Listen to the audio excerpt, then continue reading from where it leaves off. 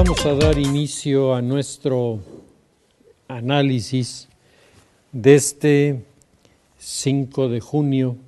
del año 2013.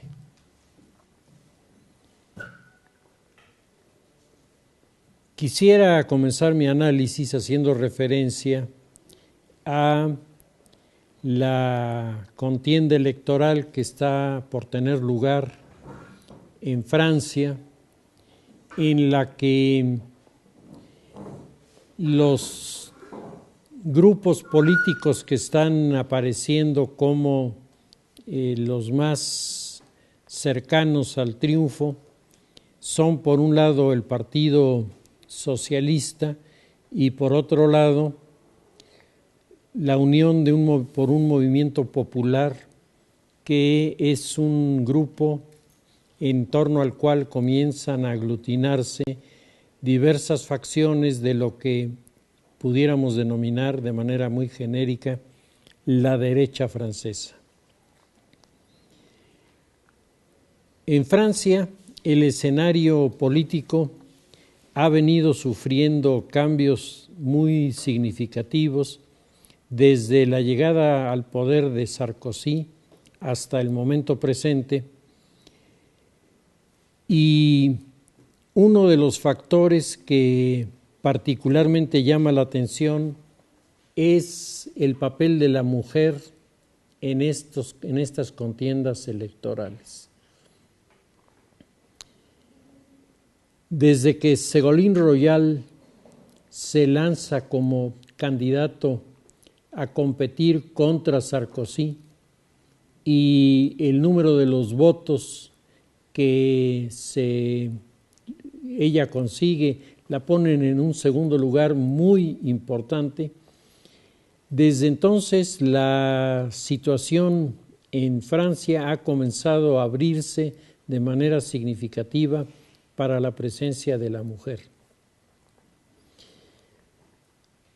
En los puestos de elección en este momento hay una reñida competencia en la ciudad de París entre la candidata de esta unión del movimiento por un movimiento popular, encabezada por una mujer de ascendencia polaca, Natalie Kosciusko-Morizet. Natalie Kosciusko-Morizet ha colaborado con diversos grupos políticos y con diversos gobiernos. Ella, sobre todo, en el año 2012, llegó a ocupar el puesto de ministra de Ecología en un país en donde el tema de la ecología es un tema de gran polémica, pero en donde también hay una conciencia ecológica que permite los debates en serio sobre este problema. Ella está, según las encuestas, con 58% de posibilidades de ganar la elección, es decir, con muchas posibilidades de ganar la elección. Su competencia más cercana, su competidora más cercana, es una española naturalizada francesa. Ella originalmente nace en Andalucía, pero desde muy joven vive en Francia, juega por la izquierda y está integrada al Partido Socialista francés. Es en este momento la figura más cuestionada, en tanto que su candidatura no fue la candidatura propuesta por el partido, sino fue la caricatura impuesta por el primer ministro, que la designó convencido de que es la persona que puede ganar la elección. Ella se llama Ana Hidalgo, tiene 54 años, mientras Natalie Kosciusko-Morizet tiene 40 años. Las mujeres están entrando en esta contienda electoral con una fuerza significativa, y hay que señalar que el tercer lugar en la competencia por las elecciones es también una mujer, la hija del dirigente de la ultraderecha Le Pen, quien ha logrado superar de manera considerable la expectativa de voto que su padre llegó a tener. Ella ha rechazado públicamente algunas de las convicciones que su padre públicamente también había manifestado, entre otras, ella acepta la existencia del Holocausto y lo rechaza y lo condena como un crimen abominable, y su padre es de la corriente europea que niega la existencia del Holocausto y que por lo tanto considera que es todo una maniobra de propaganda del grupo sionista. Llama la atención que sean mujeres las que compiten por las diferentes líneas de la política en Francia, pero por otro lado, este fenómeno de la presencia de la mujer cada vez más importante en los campos de la elección, en los campos de la ciencia, en los campos de la educación, nos habla del gran cambio que ha venido sufriendo la sociedad desde 1990 a la fecha. Uno de los pronósticos que los futurólogos manejaron desde 1987, cuando salió la publicación Megatrends, era precisamente el cambio de rol que la mujer estaría teniendo en el campo de la política. El problema ahora, evidentemente, es si este cambio en el rol de la mujer afectará la estructura familiar, porque este ha sido desde hace mucho tiempo uno de los temas de mayor polémica, y uno de los ejemplos que yo recuerdo muy visible y además de los más notables es el de esta dirigente británica Gertrude Bell, posiblemente la mujer más poderosa de su época, la única mujer que obligó a Winston Churchill a callarse. Era una mujer que dominaba como nadie el escenario del Medio Oriente. Ella creó las condiciones de la realidad del Medio Oriente después de la Primera Guerra Mundial. Como líder de la facción del Buró de Egipto, que competía con el Buró de la India para ver cuál de los dos gobernaba el área del Medio Oriente, ella logró que el grupo de Egipto, en donde estaba Hogarth, que era su director y además su maestro, ella creó todo un universo en el que hizo surgir países. Ella es la autora de la modificación de la estructura geográfica del Medio Oriente, en donde aparecieron innumerables escenarios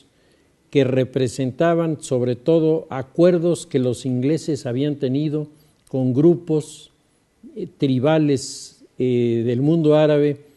que al respetarse le dieron a estos clanes la posibilidad de convertirse en países que surgieron como uno de los efectos más importantes de la política de esta mujer. Ella defendió siempre la causa de la familia de los Hussein, y ella fue la que bajó las tensiones que se produjeron en el Medio Oriente cuando se conoció el contenido del Tratado de Sykes-Picot, en el que se echaba por tierra el acuerdo del ministro Balfour con los judíos para entregar la autonomía del territorio de Palestina al terminar la guerra a los israelíes y a los árabes para que tuvieran una patria común. Esto quedó borrado y quedaron borrados los acuerdos que había hecho Lawrence de Arabia con Hussein, en los que se entregaría Siria con su capital Damasco a los árabes para que desde ahí se gobernara la península árabe, la península arábiga. Todo esto fue destruido por los tratados de Sykes-Picot y al ser destruido provocó una reacción tremenda de los grupos árabes que se sintieron, y no solo se sintieron, habían sido traicionados por los europeos, tanto los árabes como los judíos, y esto fue, entre otras cosas, lo que provocó la grave crisis de la posguerra en esa zona. Gertrude Bell creó Irak. Irak era un territorio dentro del Imperio Turco que era simplemente un lugar de paso para tener acceso al Golfo Pérsico, y Gertrude Bell le entrega a el líder del movimiento rebelde árabe contra los turcos, le entrega el territorio de Irak como el reino de Irak,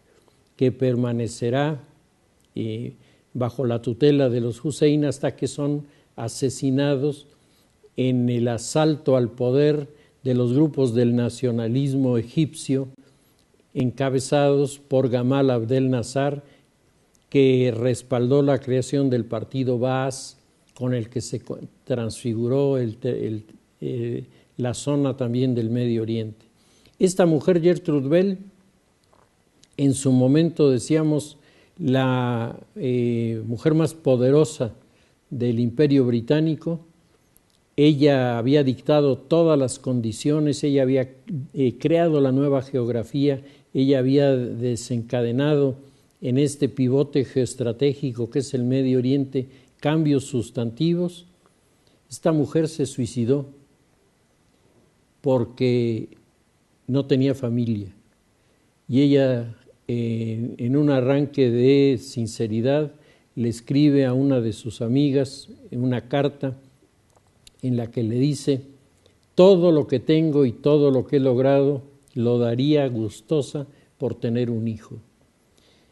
Esto sin duda es parte de esta situación tan peculiar que la mujer vive cuando entra en este terreno de competencia en el plano político, en el plano académico, en el plano científico, y llega un momento en el que se crean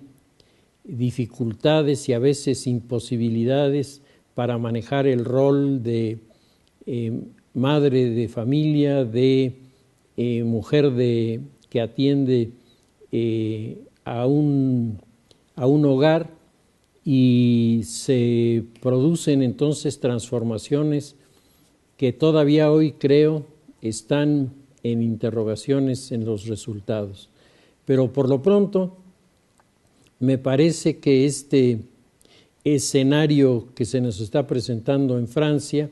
es más que significativo respecto a la fuerza que tiene la mujer dentro de la política. Y sin ir muy lejos, está de visita en nuestro país el jefe de gobierno chino, que tiene una esposa que es una de las figuras más notables de la política en China.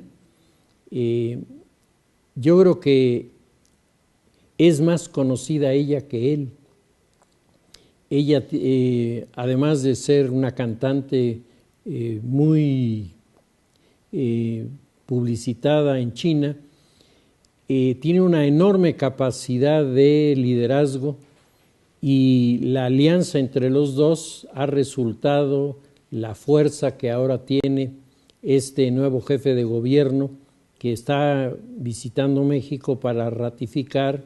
los acuerdos que había comenzado a presentar mientras era todavía presidente Felipe Calderón, los acuerdos del Pacífico Sur. El tema de las mujeres en la política, bueno, hace 2 días salía en las notas de los periódicos que en cuanto pase el proceso electoral que estamos viviendo en los diferentes estados de nuestro país, el Partido Acción Nacional tendrá elecciones internas para jefe de partido y que se perfila como una de las posibles candidatos Margarita, la esposa de Felipe Calderón. Por otro lado, hay quien dice que la otra candidata va a ser Josefina Vázquez Mota y que entonces otra vez va a ser una competencia entre mujeres. El escenario internacional, para dejar cerrado este capítulo, quisiera hacer referencia a la propuesta que ha hecho el presidente de Colombia para que las Fuerzas Armadas Revolucionarias de Colombia, las FARC, las famosas guerrillas de las FARC, colaboren con el gobierno en la lucha contra el narcotráfico. El tema ha despertado, y yo creo que todos lo entendemos, una tremenda discusión entre los círculos políticos colombianos que se preguntan si al presidente le está pasando algo porque convocar a uno de los grupos que se ha caracterizado por años por ser el principal factor de inestabilidad en Colombia para que le ayude a combatir contra el narcotráfico, a sabiendas de que los narcotraficantes tienen nexos directos con las FARC y que una de las razones por las que el gobierno colombiano en la época de Vicente Fox, cuando vinieron a hacer sus diálogos las FARC y los representantes del gobierno colombiano aquí en Tlaxcala, en una de esas fábricas que están ahora adaptadas para hoteles, que son lugares muy agradables. Ahí estuvieron dialogando durante semanas y el asunto se rompió porque el gobierno comprobó que los representantes de las FARC estaban ligados al narcotráfico y estaban aprovechando su estancia en México para hacer negocios. Entonces el asunto acabó finalmente en un rechazo de la mesa de negociaciones y a partir de ese momento el gobierno colombiano consideró que los dos grupos, el narcotráfico y la guerrilla, formaban parte del mismo bloque. De hecho, esta es una historia muy antigua porque en la época en la que se fundaron el cártel de Medellín y el cártel de Cali, los grupos guerrilleros secuestraron a una dama que era sobrina de uno de los jefes del cártel de Cali y le pidieron $25 millones de rescate al líder del cártel por su sobrina. Intervino como mediador de esta situación el presidente de Panamá, que se ofreció a manejar esta intermediación y acabó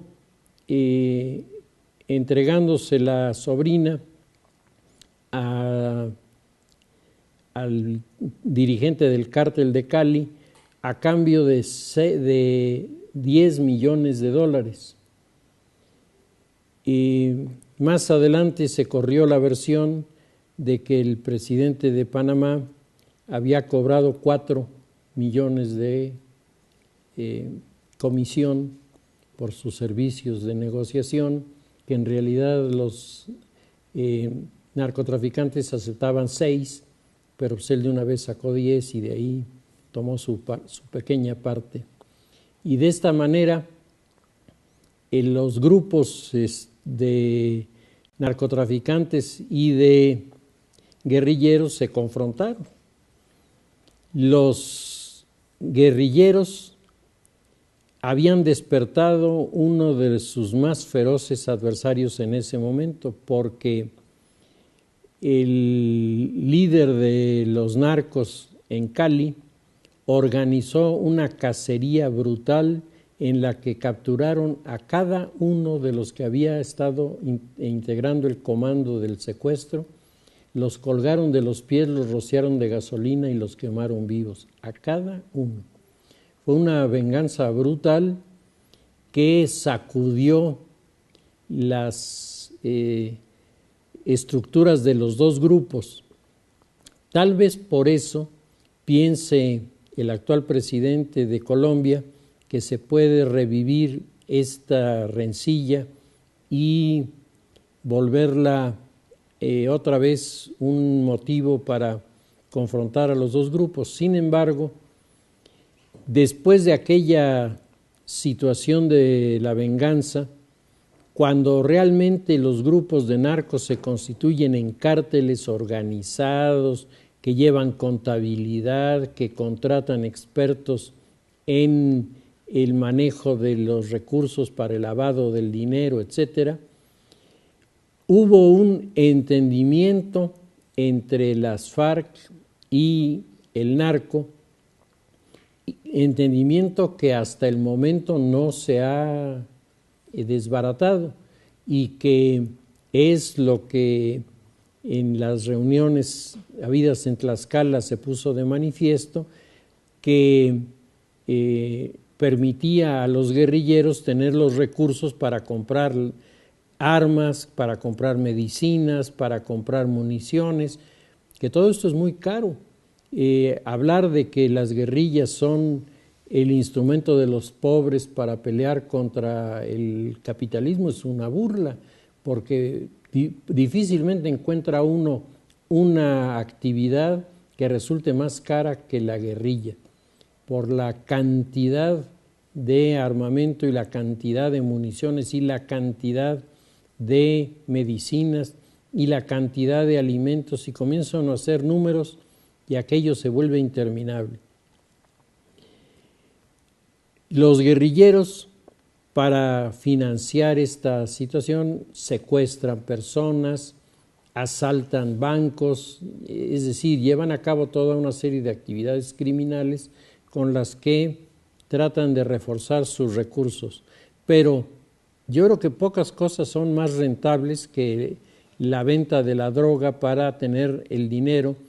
dado que este dinero que se obtiene por la droga no tiene que ser lavado,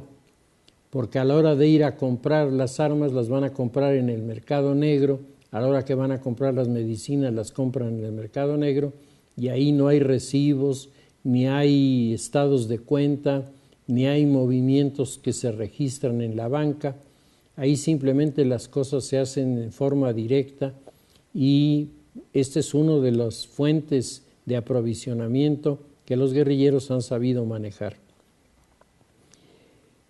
El tema creo que tiene una relación, aunque sea indirecta, pero inquietante, con lo que está sucediendo en México, con los famosos grupos de autodefensa que están apareciendo en diferentes entidades,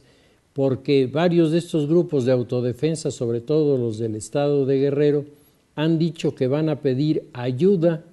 a los grupos del crimen organizado para poder mantener el orden en sus comunidades. Yo me pregunto cómo se puede llegar a tener un acuerdo con un grupo criminal.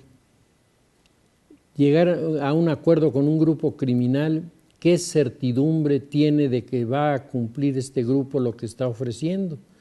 Porque si son criminales es precisamente porque la ley no les importa. Y si uno está tratando de establecer reglas, pues es exactamente lo que menos les ha motivado a estos personajes. Sin embargo, aquí en México estamos viviendo esta situación nueva en la que grupos armados de diferentes entidades se están presentando como los defensores de la comunidad frente a los abusos y atropellos que, según estos núcleos humanos, han sufrido de parte de los militares, y al mismo tiempo para prevenir reacciones del grupo del crimen organizado. ¿Cómo pueden entonces entrar en tratos con los dirigentes del crimen organizado? El asunto no tiene una explicación lógica, pero son 2 o 3 entidades que han anunciado que están haciendo esto, tal vez contagiadas de esta visión que está manejando en este momento el presidente colombiano. En el tema de la política nacional, quería regresar al análisis que estábamos haciendo de los partidos y en particular sobre la crisis que están teniendo los partidos en su relación con la sociedad civil. Desde hace ya más de 15 años, los politólogos y los especialistas en teoría política han venido sosteniendo que la democracia representativa, tal como la conocíamos, está sufriendo grandes variaciones. Está sufriendo cambios derivados de que el fin de la Guerra Fría trajo el fin de la modernidad, y al traer el fin de la modernidad nos precipita en este torbellino en el que nos encontramos, en el que las instituciones que tradicionalmente nos sirvieron para dar certidumbre son las instituciones que están ahora en la picota, son las instituciones cuestionadas, discutidas, debatidas, y que sin duda hasta el momento presente estas instituciones parecen no haber encontrado una fórmula de salida para sus problemas. Les comentaba ya en semanas anteriores que este año, en el próximo semestre, 26, 27 y 28 de agosto de este año, tendremos el encuentro de centros de cultura, el encuentro internacional de centros de cultura, con el tema La cultura y la universidad en el torbellino de la posmodernidad. Y estamos invitando a universitarios de diferentes latitudes. Va a venir un dirigente universitario de Polonia, vamos a traer a uno de Italia, vamos a traer a uno de España, vamos a traer a alguno de Sudamérica y desde luego convocar también de aquí de nuestro país y dialogar durante 3 días, ante los cambios que se están gestando en el orden educativo, los cambios que se están gestando en el orden de la cultura. ¿Qué cosa puede hacer la institución universitaria para sobrevivir? Porque daría la impresión como si para algunos, sobre todo pedagogos, la universidad fuera una institución cuya finalidad ha sido cumplida y por lo tanto si desaparece no pasa nada. Yo tengo una opinión diferente y creo que hay mucha gente que piensa de manera distinta, pero los pedagogos parecen obsesionados en ver de qué manera le meten el pie a las instituciones universitarias. Por lo pronto, en Europa se ha gestado el Acuerdo de Bolonia, que en este momento está provocando toda una serie de reacciones cuando las universidades que al principio entraron entusiasmadas por lo que parecía un mecanismo que iba a llevar aire fresco a las instituciones, han descubierto de repente que hay cosas que son muy cuestionables y que tendrían que debatirse en el aula universitaria, cuando menos en el área académica, para que las universidades supieran exactamente hacia dónde las conducen algunas de las políticas pedagógicas que se están implementando. Así como la universidad se encuentran los estados, el Estado liberal, el Estado-nación que surge en la modernidad. Todos los estados-nación que conocemos surgen en la modernidad. Al entrar la modernidad en crisis, son instituciones que entran en crisis también. Y se provoca entonces toda una serie de cuestionamientos que apuntan, sobre todo en el terreno de la globalización, a la competitividad, y apuntan en muchas áreas a la apreciación de los valores de la modernidad con respecto de la posmodernidad, con una actitud muy crítica. Entre otras cosas, el tema de la soberanía es uno de los temas que está siendo hecho de lado por muchas de las disposiciones de los movimientos globalizadores en el mundo entero. De hecho, el debate que hace algunos años se planteaba de cuál de los modelos nacionales sería el que resultaría preferido una vez que la Guerra Fría terminara, esta idea de que una nación podía asumir el liderazgo de las demás, Brzezinski en sus dos últimos libros, El tablero mundial y el de Choice, la elección, en los dos él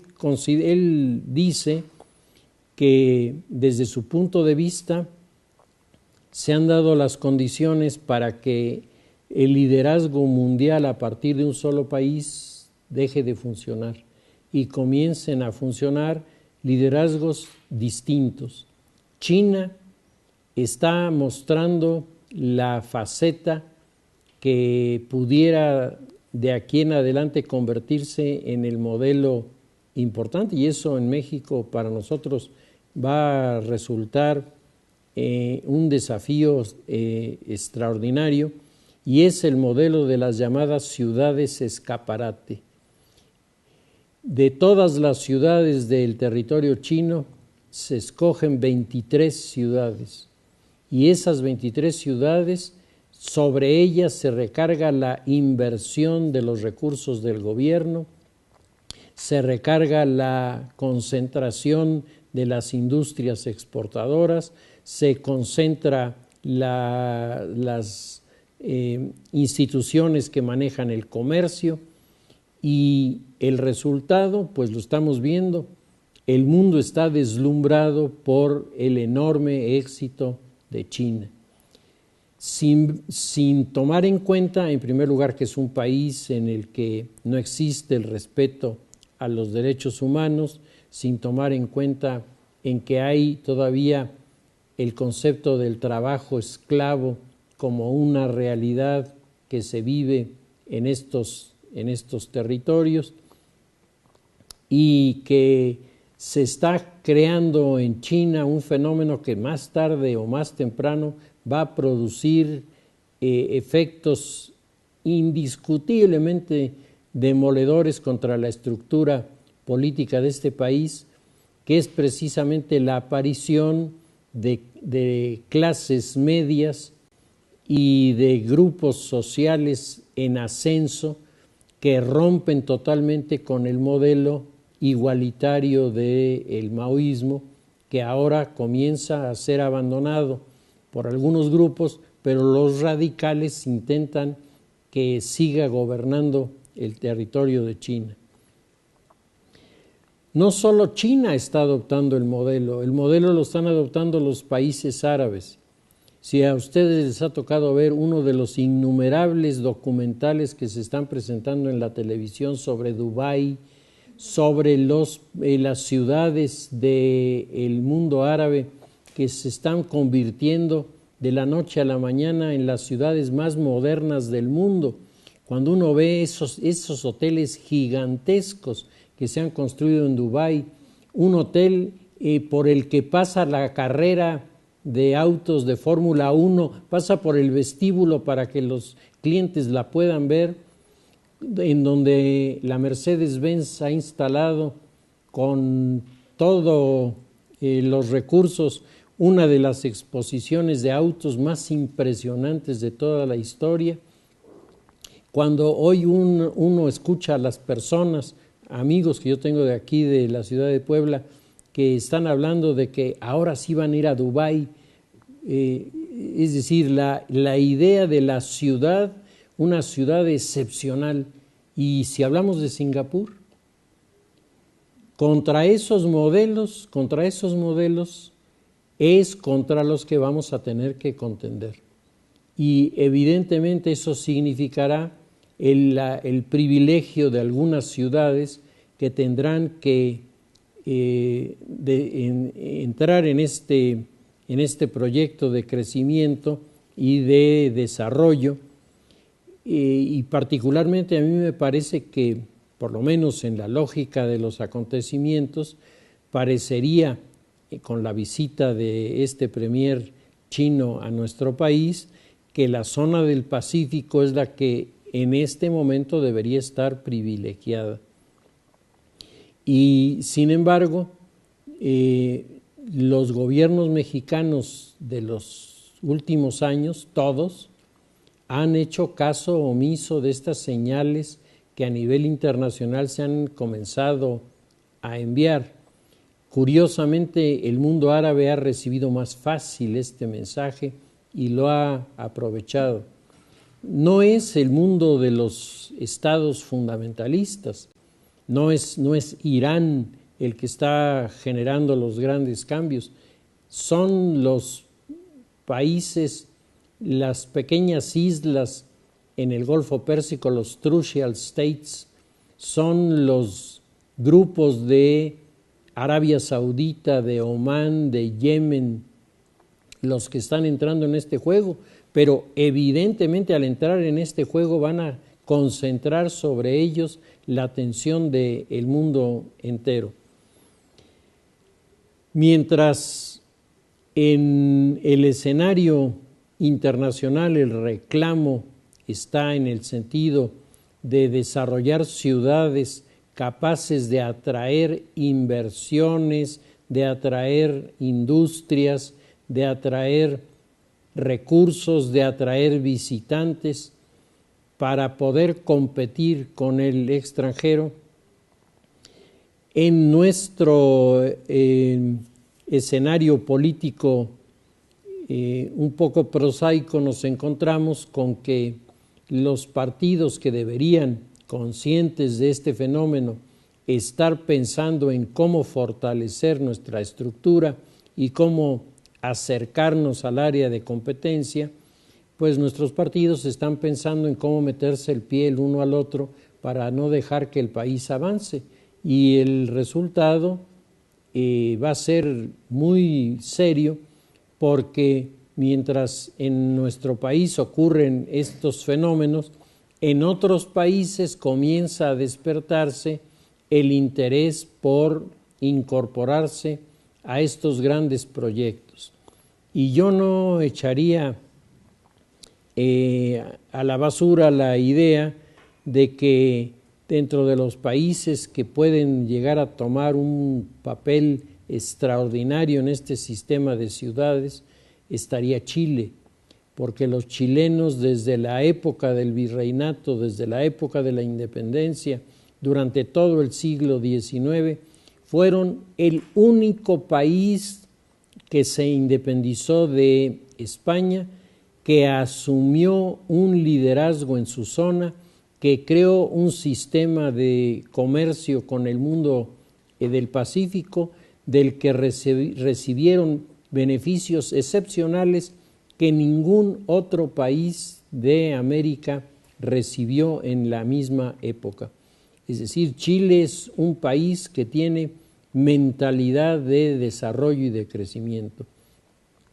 Decía uno de los biógrafos de Bernardo Higgins que Bernardo Higgins era el símbolo del chileno, era un magnífico jinete con ojos de capitán de barco, decía. Es decir, el hombre que entendía la vinculación de la tierra con el mar, que entendía la necesidad de expandirse por vía marítima,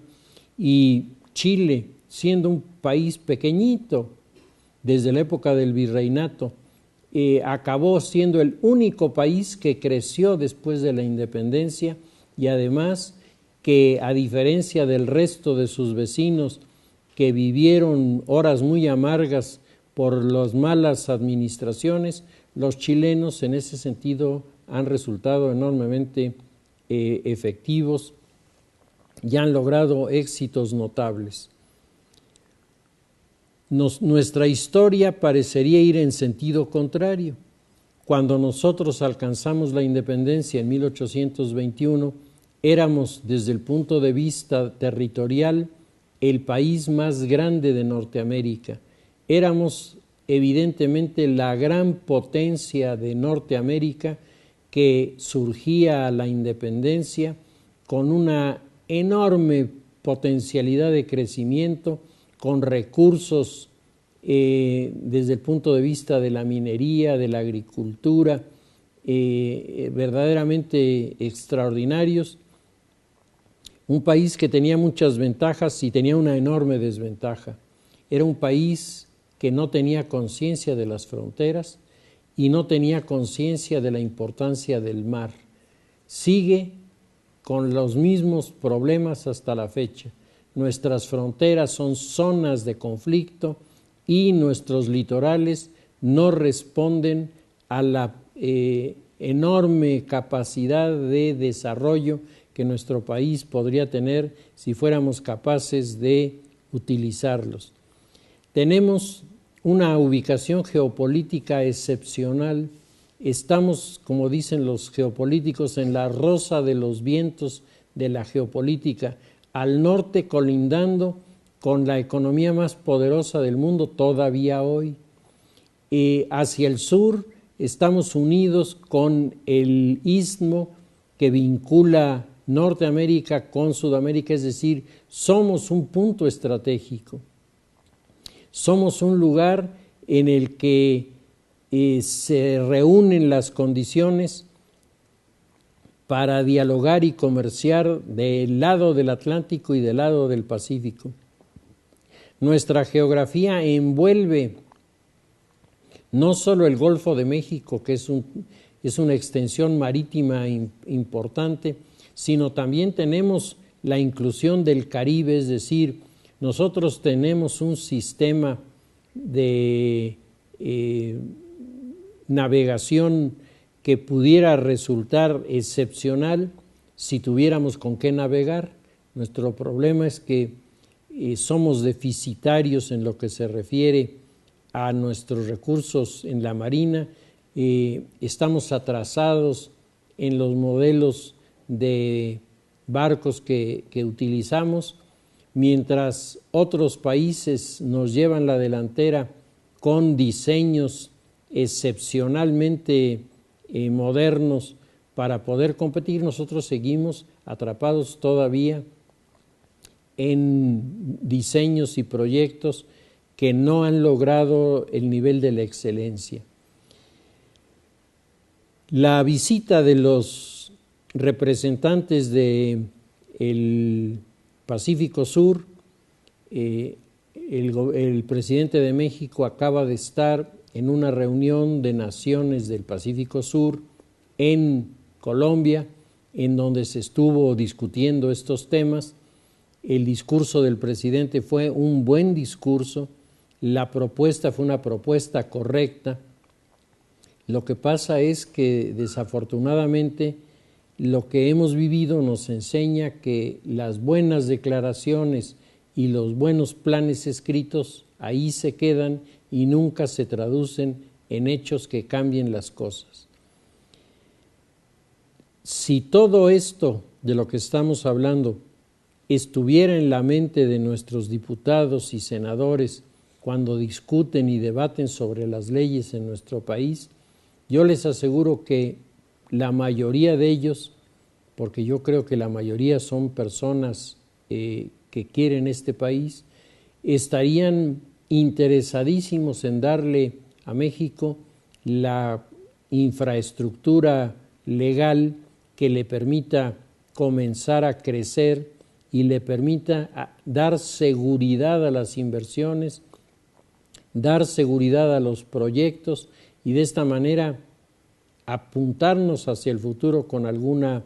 esperanza de éxito. Desafortunadamente nuestros diputados y senadores lo que menos manejan es este tema y están preocupadísimos por no perder la elección allí donde el candidato es del PRI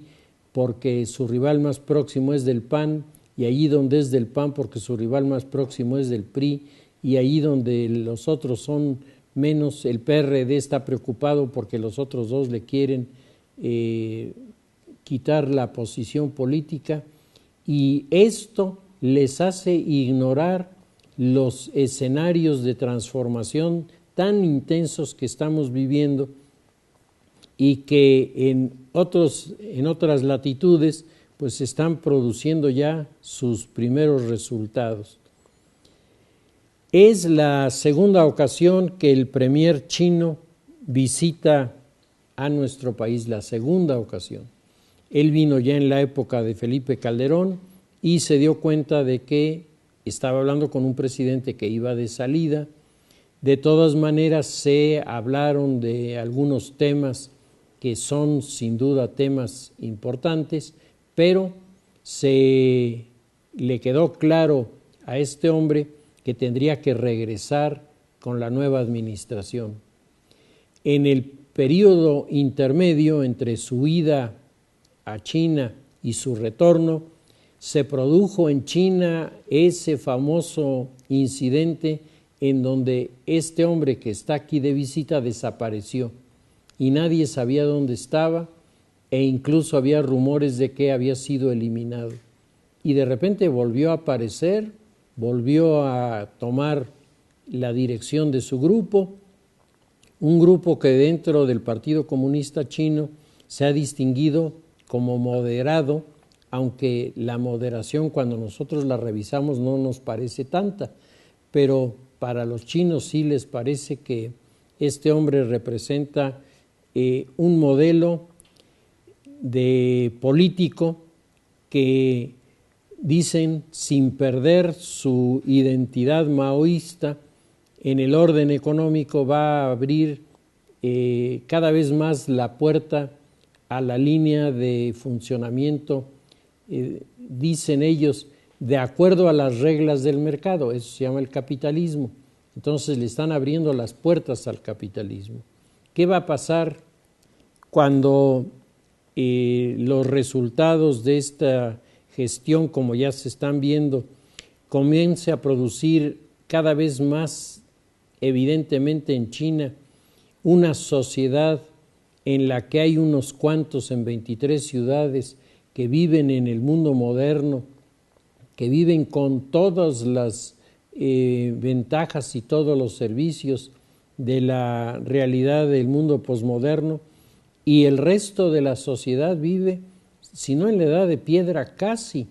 viven en una situación de economía de supervivencia, viven con grandes limitaciones. Habíamos comentado ya en alguna ocasión,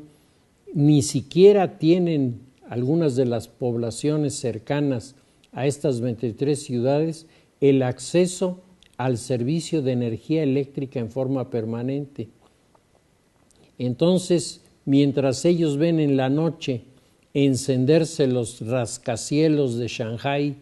y ven las luminarias de colores que llaman a los habitantes de la ciudad, a los centros nocturnos, a los centros de compra, a los centros industriales, las luces de neón que están apareciendo por todos lados en la gran ciudad, ellos no tienen energía eléctrica, es decir, están a oscuras. Y para ir a la ciudad necesitan un permiso especial, sí les dan permiso, pero necesitan un permiso especial y necesitan explicar a qué van. Y si no explican a qué van, no les dan el permiso. Tienen que especificar cuánto tiempo van a estar en la ciudad y no se permite que vaya toda la familia a la ciudad, sino solamente uno de los miembros de la familia puede ir a la ciudad, los demás se quedan. Esto nos habla de que la situación en estos lugares marca diferencias que son muy importantes. ¿Cuánto tiempo pasará, me pregunto yo, antes de que los que están allí a la vista de la ciudad se rebelen porque la atracción de aquellos lugares es muy grande,